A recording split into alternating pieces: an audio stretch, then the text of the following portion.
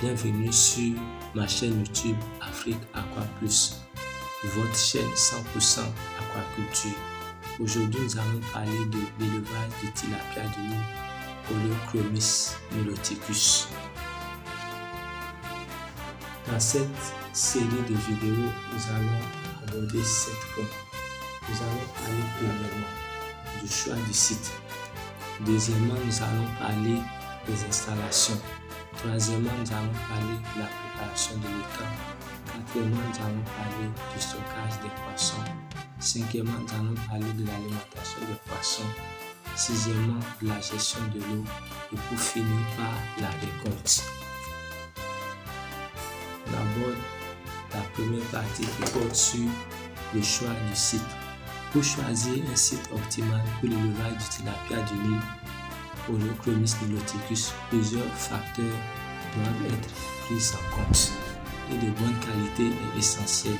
L'eau doit être disponible en quantité suffisante tout au long de l'année et avoir une température idéale entre 25 degrés Celsius et 30 degrés Celsius. Un autre facteur à prendre en compte, c'est la qualité du sol. Le sol doit contenir entre 10% et 15% d'argile pour retenir l'eau des étangs et éviter les fuites. Un autre facteur à prendre en compte encore, c'est le climat. Les tilapia prospèrent dans des climats chauds. Les régions tropicales à basse altitude sont idéales. Nous allons parler maintenant de la topographie. Une topographie légèrement en pente est préférable car elle permet un bon drainage des étangs. Un autre facteur que nous devons considérer qui est très important, c'est la proximité des marchés. Choisir un site proche des marchés peut réduire les coûts de transport et faciliter la vente des poissons. Après cela, nous allons parler de l'accès aux intrants. Assurez-vous que le site est accessible pour l'approvisionnement en aliments pour poissons, en enlevain et en autres intrants nécessaires. Ces critères vous aideront à sélectionner un site qui favorise une production efficace et durable de tilapia du Nil. Nous allons finir avec la première partie. Nous allons parler maintenant des installations dans la seconde partie. Pour l'élevage de Holochromis niloticus tilapia du Nil, il est essentiel de disposer d'installations adaptées pour assurer une production efficace et durable. Voici quelques éléments clés à considérer. Nous avons les étangs et bassins. Les étangs en terre. Les étangs en terre sont couramment utilisés. Ils doivent être bien conçus pour permettre une bonne circulation de l'eau et éviter les fuites. Les bassins en béton. Utilisés pour des systèmes plus intensifs, ils permettent un meilleur contrôle des paramètres de l'eau. Les systèmes biofloc. Ces systèmes utilisent des micro-organismes pour maintenir la qualité de l'eau et réduire les besoins en alimentation. Les systèmes de filtration et aération.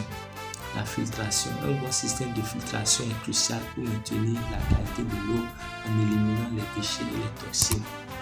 L'aération. Les systèmes d'aération comme les aérateurs à palette ou les diffuseurs d'air sont nécessaires pour assurer une oxygénation adéquate de l'eau.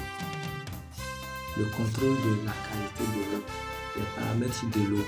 Il est important de surveiller régulièrement les paramètres de l'eau tels que la température, le pH, l'oxygène dissous et les niveaux d'ammoniac et de nitrite. Les changements d'eau. Les changements d'eau réguliers sont nécessaires pour maintenir un environnement sain pour les poissons.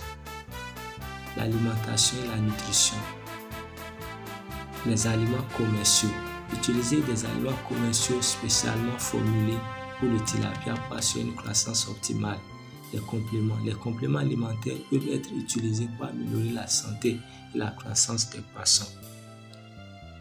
La gestion des reproducteurs. La sélection des reproducteurs. Choisir des reproducteurs de bonne qualité pour assurer une progéniture saine et vigoureuse.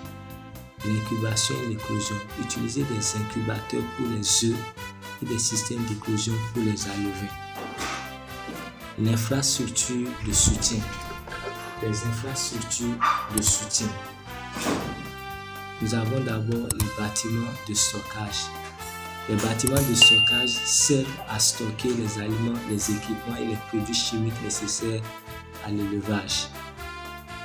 Il y a aussi un laboratoire, un petit laboratoire pour tester la qualité de l'eau et surveiller la santé des poissons peut être très utile. Ces installations et équipements sont essentiels pour créer un environnement propice à l'élevage du tilapia du Nil et maximiser la production. Dans la prochaine vidéo, nous allons continuer avec la troisième partie qui porte sur la préparation de l'étang. N'hésitez pas de vous abonner, à cliquer sur la cloche de notification, à commenter, à partager cette vidéo. À la prochaine pour la vidéo suivante.